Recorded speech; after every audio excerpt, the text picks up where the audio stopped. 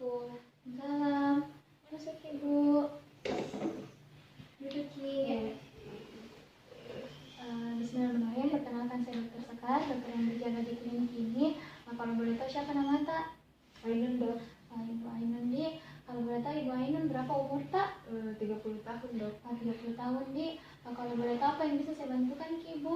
Mau pasang IUD dok. Mau Ki lakukan pasangan IUD di. Kalau boleh tahu Ibu sudah Ki sebelumnya dapat konseling atau belum? Sudah pernah dok, tapi belum terlalu mengerti dok. Oh ya baik, saya akan jelaskan di tentang IUD atau KDR itu sendiri. Jadi IUD atau KDR itu sendiri merupakan alat kontrasepsi dalam rahim yang dimana sudah pasti dipasang di dalam rahimnya ibu. Kemudian ini untuk efektivitasnya itu berlangsung selama 8-10 tahun, dimana ini setelah dilakukan pemasangan mungkin ada beberapa hal yang akan berubah, di mana yang pertama itu mungkin akan terdapat flek atau darah yang keluar. Mungkin ini akan ini berlangsung pada awal-awal waktu setelah pemasangan.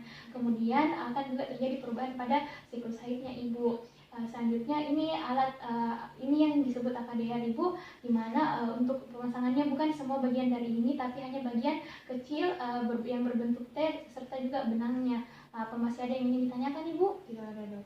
Baik ibu, sebelum melakukan pemasangan saya akan tanya-tanya dulu untuk mengetahui apakah ibu memiliki kontraindikasi terhadap pemasangan IUD atau KDR ini. Tapi ibu kalau boleh tahu kapan Ki haid terakhir? 1 minggu yang lalu dok. 1 minggu yang lalu di. Kalau boleh tahu ini kalau haid Ki berapa kali Ki ganti pembalut dalam 1 hari? 2 kali dok. 2 kali di.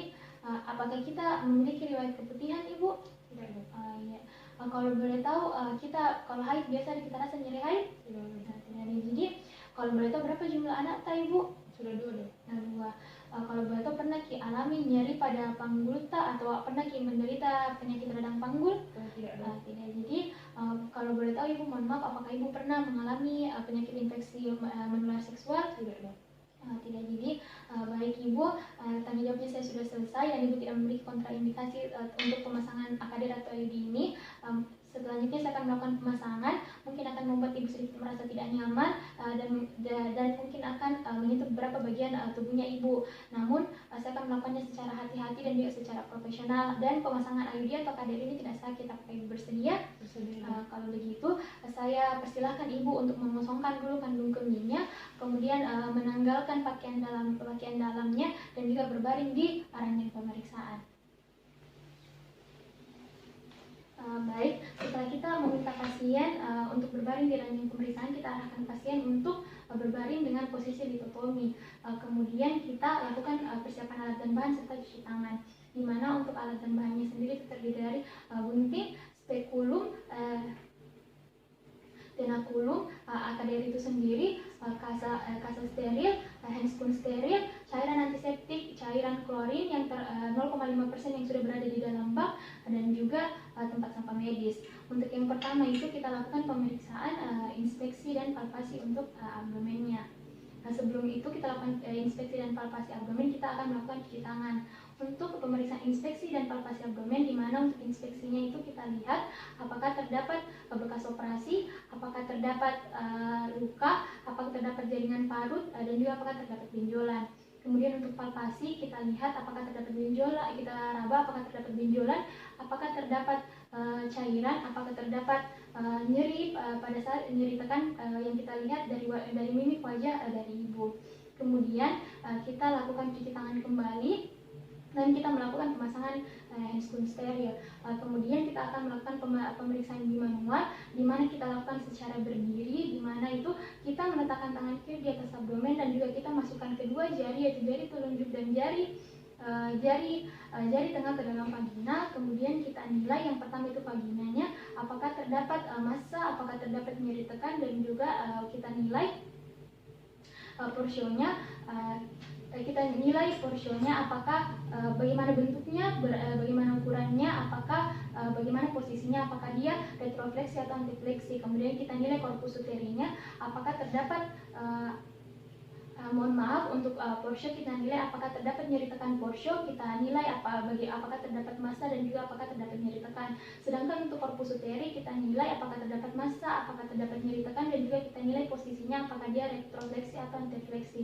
Kemudian kita nilai untuk aneksanya apakah terdapat menyertakan pada kedua aneksa apakah terdapat massa dan juga apakah terdapat massa. Kemudian kita nilai untuk kapung 12-nya apakah terdapat penonjolan pada kapung 12 atau tidak, yaitu menandakan apakah terdapat cairan atau tidak. Selanjutnya kita membuka Hengskun, kemudian kita menyiapkan untuk AKDR-nya itu sendiri, di mana kita membuka AKDR, kemudian kita untuk bungkusannya kita arahkan ke belakang, kemudian setelah itu kita letakkan di bagian yang datar. Kemudian setelah kita letakkan pada bagian yang datar, kita mengambil alat pendorong, kemudian kita masukkan ke dalam tabung inserter, kemudian bagian karton dari AKDR itu sendiri kita dorong sampai berada pada bagian bawah lengan. Kemudian kita masukkan kedua lengan dari AKDR itu sendiri ke dalam tabung inserter tanpa menyentuh bagian yang tidak steril. Kemudian kita lakukan pemeriksaan in speculo, di mana kita sebelum itu kita memasang kembali Hengskun, kemudian kita lakukan pemeriksaan in speculo, di mana kita memasukkan jari telunjuk kiri ke dalam intercoitus, kemudian kita masukkan spekulum sampai dengan menyentuh jari telunjuk kiri. Apabila sudah menyentuh jari telunjuk kiri, kita keluarkan jari telunjuk kiri secara perlahan. Kemudian kita arahkan spekulum, gagang spekulum ke arah bawah, kemudian kita buka penguncinya hingga kedua bilah dari spekulum menyentuh dinding atas dan dinding bawah vagina. Kemudian kita lihat apakah terdapat sekret atau vagina yang menghalangi penglihatan. Kalau ada, kita bersihkan menggunakan kasa yang telah diberikan cairan antiseptik. Kemudian kita masukkan tenakulum searah jam 11. Kemudian kita ambil setelah itu kita ambil AKDR, kemudian kita tanpa menyentuh bagian yang tidak steril, kita masukkan ke dalam rahim secara perlahan dengan menggunakan not touch teknik atau teknik tidak menyentuh. Kemudian kita masukkan sampai terasa bagian yang terasa janggal. Kemudian mohon maaf sebelumnya, setelah kita lakukan inspeksi pada bagian dalam rahim, kita akan masukkan sonde uterus ke dalam sedalam sampai dengan pada kapung uteri. Kemudian kita lakukan pengukuran pada AKDR untuk menyesuaikan kedalaman dari kapung uterus. Kemudian kita akan lakukan pemasangan AKDR dengan cara mengambil tabung inserter dengan tidak menyentuh bagian yang tidak steril. Kemudian kita masukkan secara perlahan sampai terasa bagian yang menjanggal. Kemudian kita tarik tabung inserter sampai pada bagian pangkal dari pendorong. Kemudian kita keluarkan pendorong secara perlahan dan juga kita keluarkan tabung inserter secara perlahan. Apabila terdapat benang yang lebih, kita akan potong sampai diperkirakan tersisa 2 sampai 3 cm.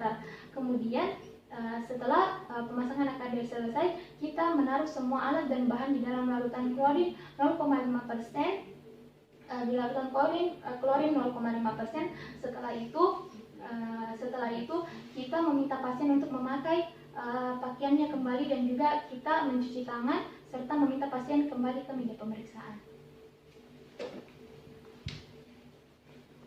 Tahap Ibu untuk pemasangan AKDR-nya telah selesai.